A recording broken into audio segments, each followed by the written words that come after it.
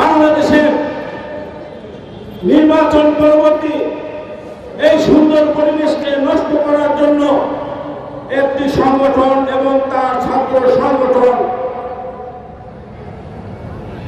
যেভাবে একটি দলের বিরুদ্ধে এবং দলের প্রধানের বিরুদ্ধে বাজে ভাষায় কথা বলছেন, বাজে ভাষায় রাজনীতির পরিস্থিতিকে গরম করার জন্য যেভাবে তারা বাজে ভাষায় প্রধানমন্ত্রীর সম্বন্ধে বক্তব্য দিচ্ছেন, আমরা সেটা ধিক্কার জানাই। বন্ধুরা আমার, ছাত্র শিবির ছাত্র দলকে বিভিন্নভাবে হেয় প্রতিপন্ন করার জন্য, প্রধানমন্ত্রীকে হেয় প্রতিপন্ন করার জন্য বাজেভাবে বক্তব্য দেয়।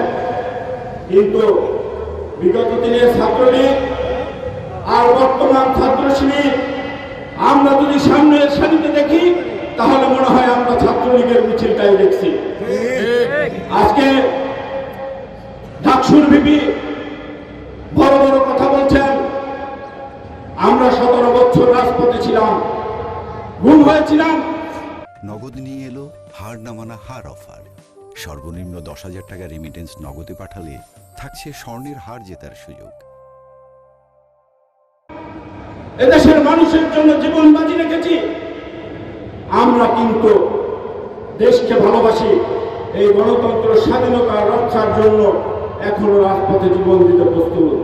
কিন্তু আপনারা নিজেদের স্বার্থ হাসিল করার জন্য যেভাবে বেহায়াপনা করছেন, ক্ষমতায় না আসতে পেরে যেভাবে পাগলামি করছেন, পাগলের মতো হয়ে গেছেন, সেই পাগলামি কিন্তু ঠান্ডা করার ক্ষমতায় বাংলাদেশের জনগণের আছে।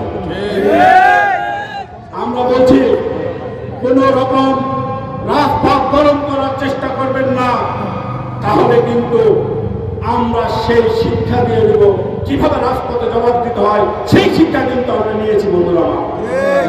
সেই জন্য সকলকে সংযতার সহিত মুখের ভাষা ঠিক করে প্রধানমন্ত্রী সম্পর্কে বক্তব্য দেওয়ার অনুরোধ করছি। আর এই নির্বাচন 17 বছর মানুষের ইচ্ছা আকাঙ্ক্ষার নির্বাচন, এই নির্বাচনের ফলাফল বাংলাদেশের মানুষ মেনে নিয়েছে, আমরাও মেনে নিয়েছি। আমরা কারো যদি পছন্দ না হয় তাহলে রাজপথে নামতে পারেন, কিন্তু যে আশায় নামবেন সেই আশা কোনোদিনই আপনাদের পূরণ হবে না।